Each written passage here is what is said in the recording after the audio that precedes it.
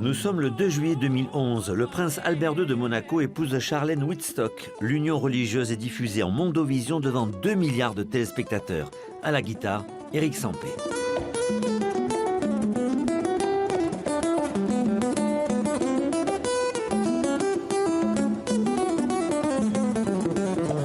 Éric, quand on joue devant 2 milliards de téléspectateurs, qu'est-ce qu'on ressent? Il y a du trac, de l'émotion. Et une fois que c'est parti, voilà. Non, ça n'a jamais été un gros problème pour moi. Mais je sais que ça peut être très déstabilisant pour d'autres personnes. Je crâne pas, hein, c'est pas du tout ça. Hein, mais voilà, je pense que ça m'a jamais inquiété de faire des conneries à la télévision. C'est pas grave.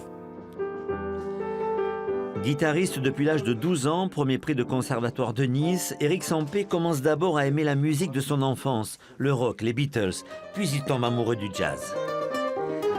Il crée un groupe, puis un second, enregistre plusieurs albums. Très vite, il est reconnu comme un véritable virtuose.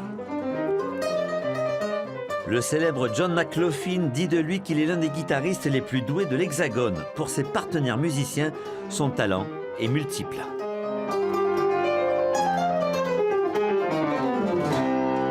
Quand vous jouez avec lui, dès que vous faites quelque chose, il est tout de suite à l'écoute et hop, il arrive à bien se régler par rapport à ce que vous faites. Si vous faites un solo, il va se mettre à votre disposition pour pouvoir bien vous accompagner.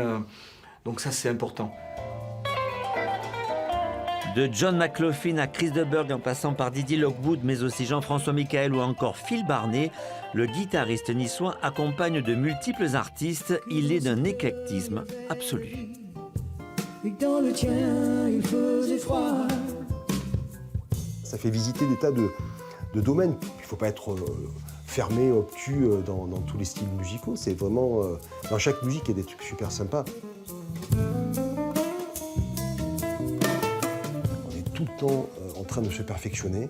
Et donc, il y a toujours un laps de temps où on est en gestation, on n'arrive à rien sortir. Puis le moment où tout fonctionne, on est sur un nuage.